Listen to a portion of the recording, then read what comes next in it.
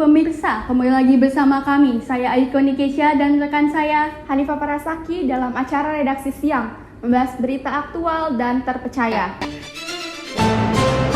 Dunia pendidikan Indonesia tengah bersiap menyambut era baru asesmen nasional. Mulai hari ini, tepat pada tanggal 3 November 2025, jutaan siswa SMA SMK sederajat akan menghadapi tes kemampuan akademik atau yang bisa disingkat TKA, yang hasilnya akan menjadi salah satu validator penting untuk masuk ke perguruan tinggi.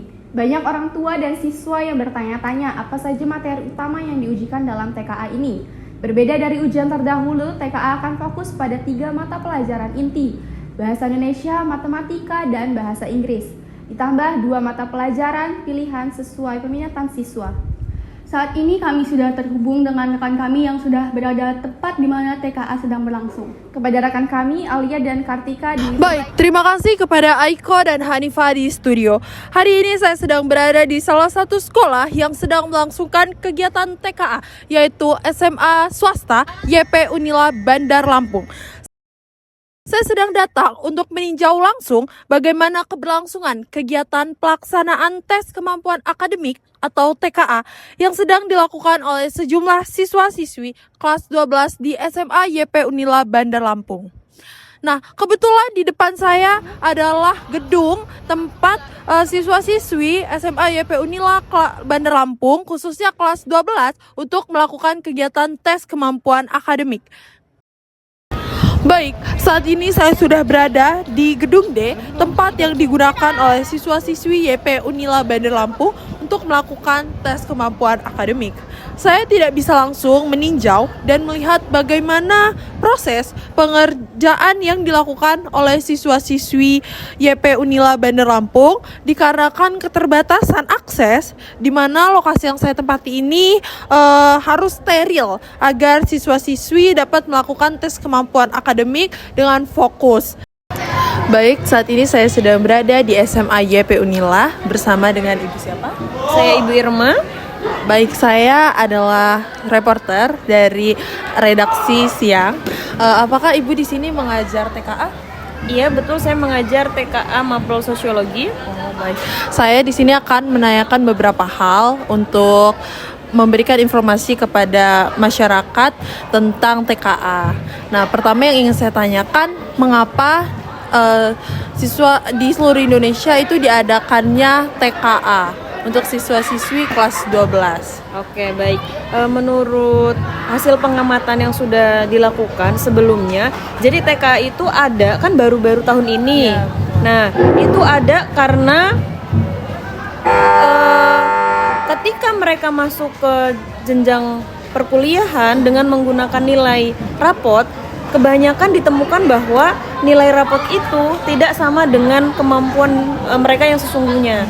Makanya dari Dinas Pendidikan itu menghimbau untuk diadakannya tes kemampuan akademik. Jadi biar mengetahui sesungguhnya siswa itu benar-benar mampu dengan nilai yang besar atau itu hanya sekedar sebuah nilai yang sengaja dibentuk biar bagus, seperti itu. Baik.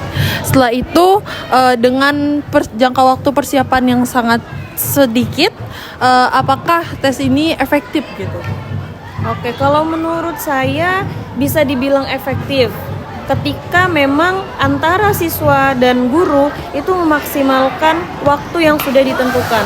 Tetapi memang waktunya cukup pendek dan akan memberatkan bagi seorang siswa, di mana kalau di SMA YP Unila ini satu harinya 10 jam. Itu setiap satu mapel selama kurang lebih 2 bulan, seperti itu. Nah, langkah apa sih Bu yang Ibu lakukan untuk memberikan materi kepada siswa-siswi dengan jangka waktu yang sangat pendek ini? Oke, kalau materi sosiologi sendiri itu banyak ya Kak ya. Nah, jadi kalau saya itu solusinya adalah ketika materi sosiologi itu padat, saya tidak menyampaikan materinya dulu secara keseluruhan, tetapi di dalam buku di paket TK itu yang diberikan dari sekolah ada paket-paket pertanyaan yang insya Allah itu sudah mencakup banyak materi.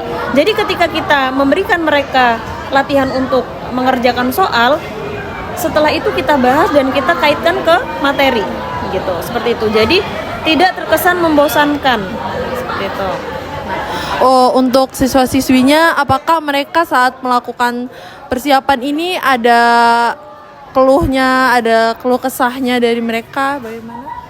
Pasti, karena dalam waktu 2 bulan mereka dituntut untuk menjalani tes dan dengan beberapa mapel ya, 3 mapel wajib dan 2 mapel pilihan. Mereka sangat merasa terbebani gitu.